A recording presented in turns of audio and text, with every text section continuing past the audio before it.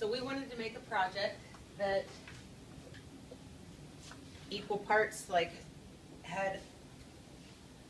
gave us an opportunity to have a creative outlet so that we could learn everything that we need to learn for the class, but also take it out into the public and let people add to it, and ultimately create a seed thought that invites them not only to think about things and feel things and maybe even be inspired to do something, and they can also kind of cooperatively leave their own mark on it, so it's kind of optional.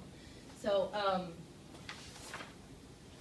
we kind of broke it down into a mission statement would be to create a voice for people to express thoughts, like feelings, wishes, dreams, hopes, last words, poems, drawings, whatever they might want to do that creates awareness, inspiration, and clarity towards moving forward. Cool. Yeah. So in order to do that, we figured that on each, this is the design that we've come up with, and it's not quite done yet. So it's like a book with no binding, and it's just going to continuously keep moving. So the structure itself are 4x8 panels, 16 kids in class, 16 sides to each panel, so each person will be able to put their own thing on it. We're going to have this in a color wheel, and we've decided on our 16 different colors here. Right. So these are all L brackets to hold up the boards on the bottom, because we want this to be nice and sturdy and not fall on anybody. In this space in the middle, we want this to be open to where people could actually walk in between every panel, right? And then the bottom, not having any obstruction in the middle, would allow people with wheelchairs to be able to come right up. Are you going to make them out of plywood? Yes, Yeah. that's what we were thinking. Okay. So, got each board with seed thoughts on it. So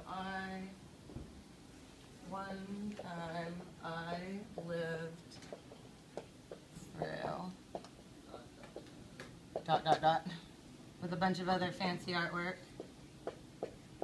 and then invite people to draw whatever they want to here. And so if we've got a donation pot of gold where people can put art supplies or books, right? Mm-hmm. Music, whatever. All this kind of stuff, anything that they would feel could make a difference in somebody else's life. And somewhere around this too, we're going to have art supplies for people to add their own mark, right?